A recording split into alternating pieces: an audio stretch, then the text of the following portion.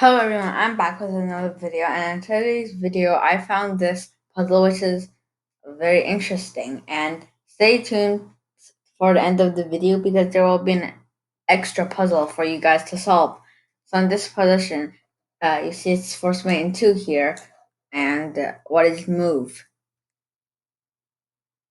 Well, as you can see here, the answers are just here, but just try challenge yourself and don't look at this.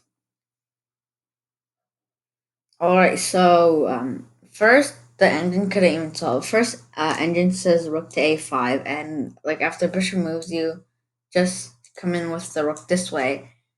But that's not a forced mate in two. So like if you go rook a5, like a6, and the whole position just locked down. So how do you prevent pawn a6? Well, taking just leads to an immediate draw here because the white king has to move. Like if the white king goes there, that's stalemate. If the white king goes here, then the black king will just shuffle back and forth. And the rook takes a2 and bishop takes pawn takes just loses immediately because of b5, and black will promote into a queen. So the only other way is to play rook a6, and that is the answer.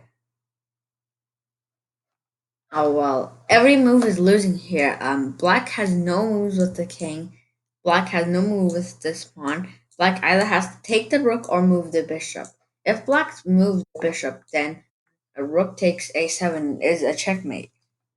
And if black takes the rook, black has a massive advantage on material, but b7 is checkmate.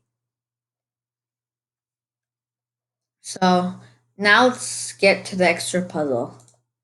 So in this position, what would you play? It's a force mate in 5. And let me just load this.